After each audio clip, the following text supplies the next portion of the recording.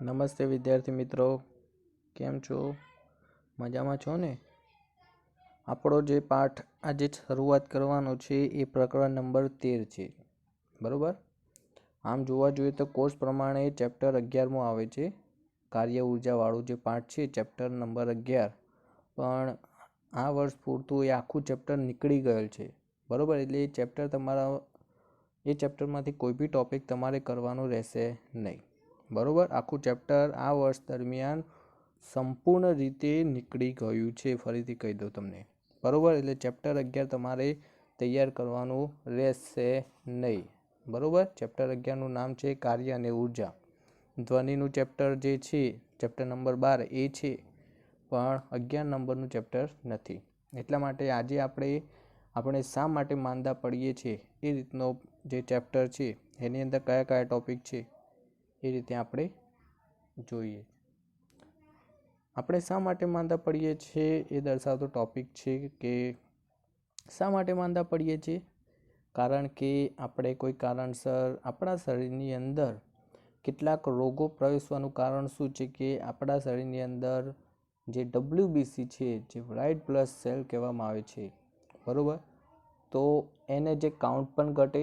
બીજી એવા કયા કારણોસર? તો આપણે દૂષિત ખોરાક ખાઈ લઈએ અથવા દૂષિત પાણી પી લઈએ તો આજુબાજુ વાયરસ ને બેક્ટેરિયા ઘણું બધું હાજર છે, જે આપણા વાતાવરણને ફરતેની આપણે વાત કરીએ તો આ બધાના કારણોસર આપણે જોઈએ તો પ્રકરણ ને આધારે જે હેડિંગ છે પાઠનું, આપણે શા માટે માંદા પડીએ છીએ, તો આ કારણોસર આપણે માંદા પડીએ છીએ, જેના કારણે આપણે સ્વાસ્થ્ય અને રોગો, જેમાં સ્વાસ્થ્યને લગતા આપણા શરીરના કોષો, પેશીઓ અને અંગોમાં નિશ્ચિત પ્રકારની જે ક્રિયાઓ ચાલતી હોય છે એમાં કંઈક ને કંઈક નુકસાન થતી હોય છે, બરોબર? તો એ રીતે શરૂઆતની વાત કરી છે. આપણે જોઈએ તો આપણી આજુબાજુ જે માહિતી છે એ પ્રમાણે જોઈએ તો સજીવોની અંદર જે આંતર સંબંધિત જે ક્રિયાઓ જે છે એ દર્શાવતો પ્રથમ ટોપિક આપેલો છે, જેની આપણે વાત કરીએ.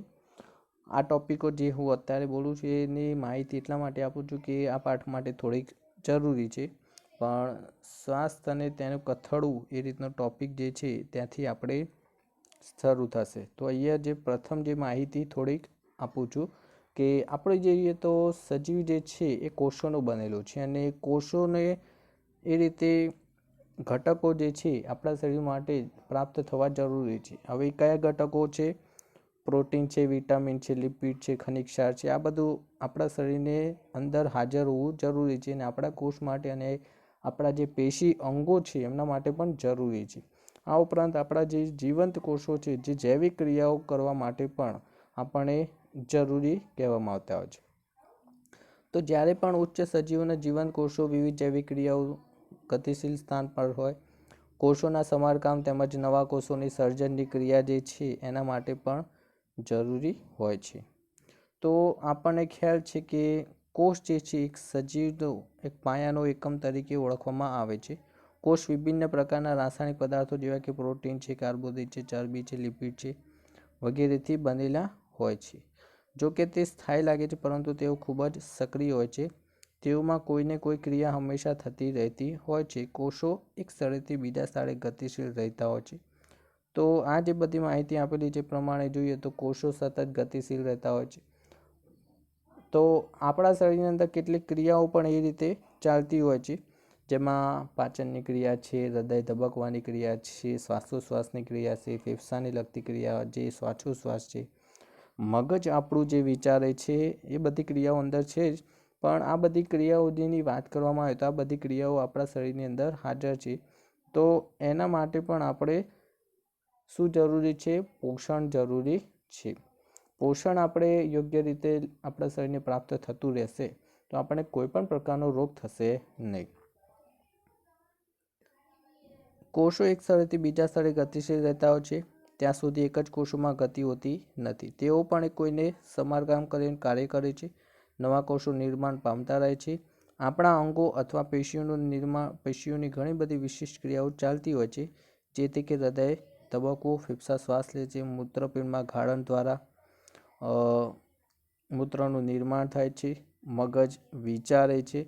તો અહીંયા જે પણ ક્રિયાઓ બધી લખેલી છે, બધી ક્રિયાઓની આપણે વાત કરીએ તો અહીં જે આપેલું છે એ બધી ક્રિયાઓમાં આપણને પોષણ એટલે કે જરૂરી છે. આ જે પોષણ આપણા શરીરની અંદર હાજર હશે તો આ બધી ક્રિયાઓ જે છે આપણા શરીરની અંદર સરળતાથી કાર્ય કરતી રહેશે.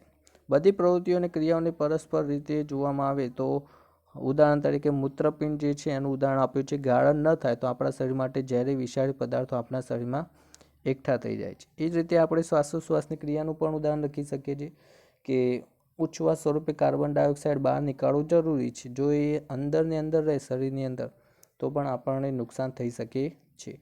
તો સજીવના જુદા જુદા અંગો વડે થતી વિવિધ પ્રકારની જે વિશિષ્ટ ક્રિયાઓ જે છે એ આપણા શરીરની અંદર શું થતી હોય છે? ચાલતી રહેતી હોય છે. અને આ જે બધી પારસ્પરિક ક્રિયાઓ કરવા માટે ઉર્જા અને કાચા પદાર્થોની શું રહે છે? જરૂરિયાત રહેતી હોય છે. અને એ જે કાચા પદાર્થો આપણા શરીરને બહારથી પ્રાપ્ત થાય છે. બીજા શબ્દોમાં કોષો અને પેશીઓને કાર્ય કરવા માટે ખોરાકની જરૂરિયાત હોય છે. બરાબર. તો જે ક્રિયાઓને અંતે જે વાત કરેલી છે કે મૂત્રપિંડનું જે ઉદાહરણ આપ્યું છે એ રીતે જે મેં તમને શ્વાસોશ્વાસનું જે ઉદાહરણ કીધું બરાબર. તો દરેક પાચનની ક્રિયા હોય કે શ્વાસોશ્વાસની ક્રિયા હોય અથવા મૂત્રપિંડ ગાળાની લગતી છે કોઈ પણ ક્રિયા તો એમાં જે ઉત્સર્જન દરમિયાન જે પણ પદાર્થો ઉત્પન્ન થાય છે તો એ ઉત્પન્ન થતા જે પદાર્થો જે છે આપણા શરીરમાંથી બહાર નીકળવા જરૂરી છે, કારણ કે આપણા શરીર માટે એ હાનિકારક છે. જ્યારે કોઈપણ ઘટક કે કારક કોષો અને પેશીઓની યોગ્ય પ્રકારના કાર્યોને રોકે છે, તેનાથી શરીરની સામાન્ય ક્રિયાઓ ખોરવાય છે અને શરીરમાં રોગ પેદા થવાની સંભાવના ઊભી થતી હોય છે. તો જ્યારે પણ આપણા શરીરને પૂરતા પ્રમાણમાં પોષણ મળતું રહેશે તો આપણને કોઈપણ પ્રકારનો રોગ થશે નહીં, કારણ કે આપણા શરીરના જે પણ અંગો છે, પેશીઓ છે, કોષો છે એ સારી રીતે કાર્ય કરે છે એમ કહી શકાય. પણ જો આપણા શરીરની અંદર કોઈપણ પ્રકારનો રોગ પ્રવેશ કરે તો એનો અર્થ છે કે આપણા શરીરના કોઈપણ એક ક્રિયા જે છે આપણા શરીરની અંદર જે ક્રિયા છે એની કોઈપણ પ્રકારની જે પ્રક્રિયા છે એ ધીમી પડી છે અને જે ધીમી પડવાના કારણે એ જે તે અંગ હશે એના પર થોડુંક નુકસાન થવાની શરૂઆત થતી હોય છે. અને એ જે શરૂઆત જે છે એ ધીમે ધીમે શરીરમાં ફેલાતી હોય છે, જે એક રોગ ઉત્પન્ન કરવાનું એક કારણ હોઈ શકતું. શ્વાસ અને તેનું કથળું એ દર્શાવતો ટોપિક બતાવેલો છે. આપણો જે પ્રથમ ટોપિક છે આ વર્ષે તમારે એક્ઝામની અંદર છે શ્વાસ અને કથળું, સ્વાસ્થ્યનું મહત્ત્વ દર્શાવતું ટોપિક છે. તો આ ટોપિકની અંદર આપણે શું સમજવાનું છે એને વાત કરી લઈએ. તો સ્વાસ્થ્યનું મહત્ત્વ, સ્વાસ્થ્ય કેમ મહત્ત્વ છે?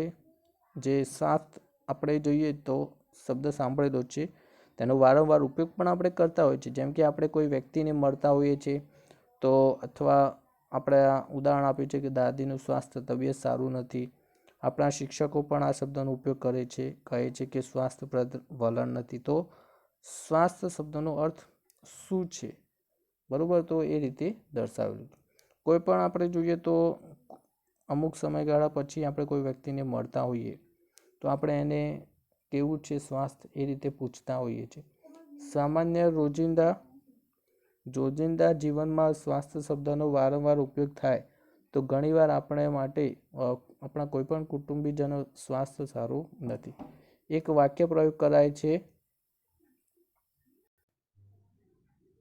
તો અહીં જે આપેલું છે સ્વાસ્થ્ય શબ્દની વાત કરેલી છે કે આપણે ઘણા વ્યક્તિઓને અમુક ટાઈમ પછી મળતા હોય ત્યારે આપણે એમને પૂછતા હોય છે કેવું છે સ્વાસ્થ્ય વિશે પૂછતા હોય, સ્વાસ્થ્ય કેમ છે એવી રીતે આપણે પૂછતા હોય છે. તો એ રીતે બતાવેલું છે કે સ્વાસ્થ્ય એટલે કે વ્યક્તિની શારીરિક હોય, માનસિક હોય અને સામાજિક જીવનની ક્ષમતા એ પૂર્ણ રૂપે સમાન રીતે દર્શાવતી હોય તો તેને સ્વાસ્થ્ય તરીકે કહેવામાં આવશે. એટલે સ્વાસ્થ્ય એટલે વ્યક્તિની ક્રિયાઓ જે છે એ બધી ક્રિયાઓ શારીરિક હોય, માનસિક હોય અને સામાજિક જીવનની ક્ષમતાને પૂર્ણ રૂપે દર્શાવતી હોય તો એને સ્વાસ્થ્ય તરીકે ઓળખવામાં આવતી હોય છે. બધા સજીવોના સ્વાસ્થ્યનો આધાર તેમની ફરતે આવેલા પર્યાવરણ પર રહેલો છે. બરાબર. આપણો જે સ્વાસ્થ્યનો આધાર જે છે આજુબાજુ ખોરાક તો છે જ, પણ સાથે સાથે પર્યાવરણ પર આધારિત કહી શકાય. કારણ કે ઘણાને જેવું કે ઉદાહરણ તરીકે શિયાળાની ઋતુ છે અત્યારે, તો ઘણાને શિયાળાની ઋતુ માફક ના આવે, પર્યાવરણ અનુકૂળ ના આવે, તો થોડીક પણ એવી રીતે કહી શકાય કે થોડીક ઠંડી પડે તો તરત જ એમની તબિયત બગડતી હોય છે. જો આપણે વિષય પર વાત કરવામાં આવે તો આપણે સારાપણાનો એક અર્થ અસરગ્રસ્ત સારી ક્રિયા એવું વિચારી શકીએ છીએ. અમારા દર્દી માટે બજાર જવું અને આડોશ પાડોશમાં જવા યોગ્ય સ્વાસ્થ્યપ્રદ પ્રતીક છે. જો તેઓ આ કાર્ય કરવાનો યોગ્ય નથી તો આપણે કહીએ છીએ કે તેવું સ્વાસ્થ્યનું સારું નથી. જો તમારી ઈચ્છા વર્ગ ભણવાની છે તો આપણે કહીએ છીએ કે તમારી તબિયત સારી છે, અને જો ભણવાની ઈચ્છા ન હોય તો કહીએ છીએ કે તમારી તબિયત સારી નથી. આથી સ્વાસ્થ્ય એક અવસ્થા છે જે અંતર્ગત શારીરિક, માનસિક તથા સામાજિક કાર્ય કરવાની ક્ષમતા યોગ્ય પ્રકારે થતી હોય છે. તો સ્વાસ્થ્ય એટલે શું? કે બધા સજીવો જે છે એ સ્વાસ્થ્યનો આધાર રીતે વ્યક્તિની શારીરિક તૈયાર રહેતું હોય, માનસિક રીતે તૈયાર રહેતું હોય અને સામાજિક જીવન જે છે કાર્ય કરવાની ક્ષમતા ધરાવતું હોય તો આપણે કહી શકીએ કે એનું સ્વાસ્થ્ય સારું છે. બરાબર. બધા સજીવોને બીજો જે ટોપિક બતાવ્યો છે એને આધારે જોઈએ તો વ્યક્તિગત તેમજ સામૂહિક સમસ્યાઓની બંનેની સ્વાસ્થ્ય પર અસર દર્શાવતો ટોપિક છે. બધા સજીવોની સ્વાસ્થ્યને આધારે તેમની ફરતે આવેલા જે પર્યાવરણ પર આધારિત છે. જો પહેલી જે લાઈન બતાવી છે સ્વાસ્થ્યની વ્યાખ્યા કહેવાશે એક વ્યક્તિની શારીરિક, માનસિક તથા સામાજિક જીવનની ક્ષમતાને પૂર્ણ રૂપે સમજવાની સ્થિતિ દર્શાવે છે, તો જેને સ્વાસ્થ્ય તરીકે ઓળખવામાં આવે છે. કોઈપણ વ્યક્તિ તેને સ્વયં પૂર્ણ રૂપે પ્રાપ્ત કરી શકતું નથી. બધા સજીવોને સ્વસ્થ તેમજ આજુબાજુ તેમની આસપાસના પર્યાવરણ પર આધારિત છે. પર્યાવરણમાં ભૌતિક કારકો ઘટક આવે છે. પર્યાવરણમાં પાયાના પરિબળો કારકો ઘટક આવે છે. ઉદાહરણ તરીકે ચક્રવાત આપણા સ્વાસ્થ્યને અનેક રીતે નુકસાન પહોંચાડે છે. તો અહીં જે બતાવ્યું છે કે કેટલીક, જે મેં તમને શિયાળાનું એક ઉદાહરણ આપ્યું કે ઘણી વખત આપણે કહેતા હોય કે પર્યાવરણ અનુકૂળ નથી હોતું, ઘણી વખત આપણે વાતાવરણમાં એવું ફેરબદલ થતું જોવા મળે છે જેના આપણને માથું દુખતું હોય અથવા શરીરમાં દુખાવો થવાના શરૂઆત થતા હોય છે. તો ઘણા વ્યક્તિઓ જે છે એમને પર્યાવરણ અનુકૂળ આવતું નથી હોતું. તો એ જ રીતે બતાવેલું છે. બીજું કે વધારે પડતું મહત્વ જે માનવ છે સમાજમાં રહે છે, આપણું સામાજિક પર્યાવરણ, આપણું વ્યક્તિગત સ્વાસ્થ્ય મહત્વપૂર્ણ છે. આપણે ગામ છે, કસ્બાઓ છે અથવા શહેરમાં રહીએ છીએ, આવા સ્થાનોમાં આપણે ભૌતિક પર્યાવરણનું નિર્ધારણ પણ સામાજિક પર્યાવરણ દ્વારા જ થાય છે. બરાબર. તો વિચારો કે કચરો ઉપાડવાળી વ્યક્તિઓ છે સફાઈ કચરાનો નિકાલ ન કરે તો શું થાય? નાળાઓ સાફ ન થાય તો શું થાય? જો વધુ માત્રામાં કચરો ગલીઓમાં ફેંકવામાં આવે તો શું થાય? ખુલ્લા નાળામાં રોકાયેલા પાણીને સ્થિર પડેલી રહે તો શું થાય? ખરાબ સ્વાસ્થ્યની સંભાવના વધી જાય. તો એ રીતે દર્શાવતું માહિતી આપી છે. તો આમાં દરેકનો તમને કંઈક ને કંઈક પ્રશ્ન મળે છે. કઈ રીતે? તો આપણી આજુબાજુ, આપણે ઘરની આજુબાજુ કોઈ કચરો પડેલો હોય અને અમુક સમયગાળા સુધી કોઈ લેવા જ ના આવે તો શું થશે? દુર્ગંધ ફેલાશે. દુર્ગંધમાંથી જે કહેવામાં આવે કે બેક્ટેરિયા છે, વાયરસ છે, આ બધું ફેલાવાની શરૂઆત થશે. એ બધા બેક્ટેરિયાને બધું હવા મારફતે ક્યાં આવશે? ઘરની અંદર આવશે. ઘરની અંદર આવશે એટલે કોને નુકસાન થશે? આપણને જ નુકસાન થશે. તો આપણી આજુબાજુ પણ સ્વચ્છતા રાખવી જરૂરી છે. જે ગામડામાં રહેતા હોય, શેરીમાં રહેતા હોય, શહેરમાં, કસ્બામાં રહેતા હોય, કોઈ બી જગ્યાએ રહેતા હોય, પણ આપણી જવાબદારી એટલી છે કે વ્યક્તિગત સ્વચ્છતા રાખવી જરૂરી છે. ગટર ઉભરાતી હોય તો ગટરનું પાણી એ અન્ય જગ્યાએ ભરાય તો એ આપણા માટે નુકસાનકારક છે, કારણ કે એની દુર્ગંધ ફેલાશે અને એ જે દુર્ગંધ આપણને જ નુકસાન થશે, આપણી શ્વાસોશ્વાસ ક્રિયામાં જશે. વિવિધ રોગકારકો, રોગવાહકો જે છે આપણા આશ્રયસ્થાન બની જશે. જેવું કે ચોમાસાની ઋતુ છે તો ચોમાસાની ઋતુમાં કોઈક પાણી ભરાય, ખાબોચિયું ભરાય તો ત્યાં મચ્છર શું કરશે? ઈંડા મૂકશે. ઈંડા મૂકશે તો એ જ મચ્છર પાછા ક્યાં આવશે? આપણા ઘરની અંદર. ઘરની અંદર આવશે એટલે શું ફેલાવશે? રોગ ફેલાવશે. તો એક સરળ રીતે બતાવેલું છે કે શરીરમાં થતી બધી જે ક્રિયાઓ જે છે એ દરેક ક્રિયાઓની અહીંયા આધારિત બતાવેલી છે. તો સ્વાસ્થ્યને આધારે ખોરાકની જરૂરિયાત, જે પ્રવૃત્તિઓ જે છે આની અંદર કંઈ બહુ જરૂરી છે નહીં એટલે આપણે જોતા નથી. અહીંથી જોતે સ્વાસ્થ્ય આપણે આ ખોરાકની જરૂરિયાત હોય છે. ખોરાક મેળવવા માટે આપણે કામ કરવું જ પડે છે. આપણે કામ કરવાનો અવસર શોધવો પડે છે. સારી આર્થિક સ્થિતિ, કાર્યકર વ્યક્તિગત સ્વાસ્થ્યને માટે જરૂરી છે. તો આપણે રોજિંદા જીવનમાં કંઈક ને કંઈક રીતે કાર્ય કરતા હોય છે. અને કાર્ય કરવા માટે શેની જરૂર પડશે? ખોરાકની. સ્વસ્થ રહેવા માટે આપણે ખુશ રહેવું આવશ્યક છે. જો કોઈની પણ જોડે આપણે વ્યવહાર સારું ન હોય તો એકબીજાથી ડરતા હોય છે, તો આપણે ખુશ અને સ્વસ્થ રહી શકતા નથી. એટલા માટે વ્યક્તિગત સ્વાસ્થ્ય માટે સામાજિક સમાનતા, સંવેદના ખૂબ જ આવશ્યક છે. આપણે એવી રીતે વિચાર કરી શકીએ કે અનેક સામુદાયિક સમસ્યાઓ આપણા વ્યક્તિગત સ્વાસ્થ્યને કેવી રીતે અસર પહોંચાડે છે એ દર્શાવતું માહિતી આપે છે. કે આપણે કોઈ પણ ઉદાહરણ તરીકે તમે સ્કૂલે આવો છો તો તમને જો 12 વાગ્યા સુધી બેસો અને જો તમને રિસેસ ના આપવામાં આવે, નાસ્તો ના લઈને આવ્યો, તો તમારે જે વીકનેસ છે, દુર્બળતા, એ તમારા શરીરની અંદર ભૂખ લાગે એટલે દેખાઈ આવે, બરાબર. તો આપણે કોઈ પણ પ્રકારની રોજિંદા જીવનમાં દિવસ દરમિયાન કોઈ પણ પ્રકારની ક્રિયા કરીએ તો એ ક્રિયા દરમિયાન આપણને શું જરૂરી છે? પોષક દ્રવ્યો જરૂરી છે. હવે પોષક દ્રવ્યો મેળવવા માટે, ખોરાક મેળવવા માટે આપણે પૈસા કમાવા પડશે. પૈસા કમાવા માટે આપણે સારું કામ કરવું પડશે, અને સારું કામ કરવા માટે આપણે પાછું પોષણ પણ એક પ્રકારે મેળવવું પડશે.